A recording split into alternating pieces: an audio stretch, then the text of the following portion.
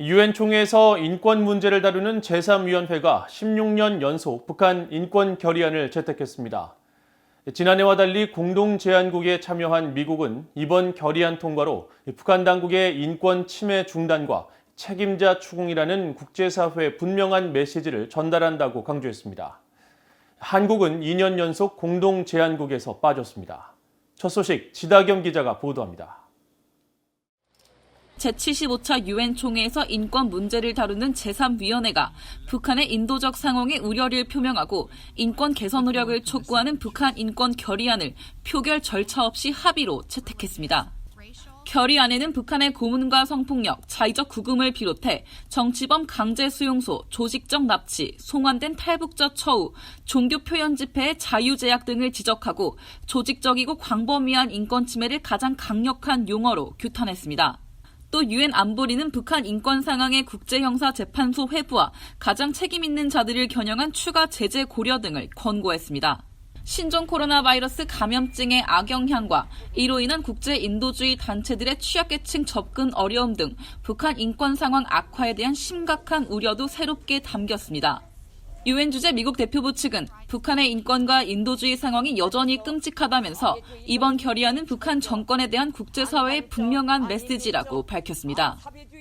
With passage of this resolution, the international community once again sends the clear message to the DPRK regime that human rights violations and abuses must stop, and those responsible held to account.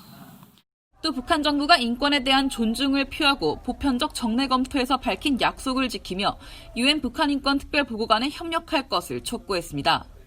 유럽연합을 대표한 유엔 주재 독일 대사는 지난 1년 동안 북한 내 인도적 상황에 대해 어떠한 개선도 보지 못했다면서 이번 결의안은 북한 내 조직적이며 광범위하고 심각한 인권 침해를 다뤘다고 밝히고 북한 당국의 인권 개선을 촉구했습니다. The resolution also calls for continued actions and engagement by the international community. It is crucial that the international community sends a clear message to the DPRK to take immediate steps to improve the human rights situation. 북한 측은 이번 결의안에 대해 정치적 모략이라며 반발했습니다. 탈북자들의 거짓 정보를 적국이 짜깁기 한 것이라면서 북한에는 결의안에 언급된 인권 침해는 전혀 존재하지 않으며 인권 문제를 구실로 북한의 체제를 훼손하거나 전복시키려 한다고 주장했습니다. The DPRK delegation categorically reject draft resolution entitled Situation of the Human Rights in the Democratic People's Republic of Korea as a document of political plot that has nothing to do with promotion and protection of genuine human rights.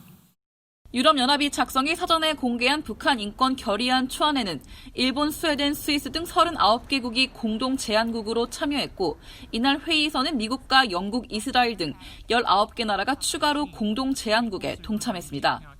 하지만 2008년부터 북한 인권 결의안 공동 제안국에 참여해왔던 한국은 작년에 이어 2년 연속으로 불참했고 결의안 합의 채택에만 참여했습니다. 한국 대표부는 VOA에 한반도 정세 등을 종합적으로 감안해 공동 제안국에 참여하지 않았다면서 북한 주민들의 실질적 인권 증진 노력 입장에는 변화가 없다고 밝혔습니다. 유엔 총회 제3위원회에서 16년 연속 채택된 북한 인권 결의안은 다음 달 유엔 총회 본회의에서 최종 확정될 예정입니다. VOA 뉴스 지다겸입니다.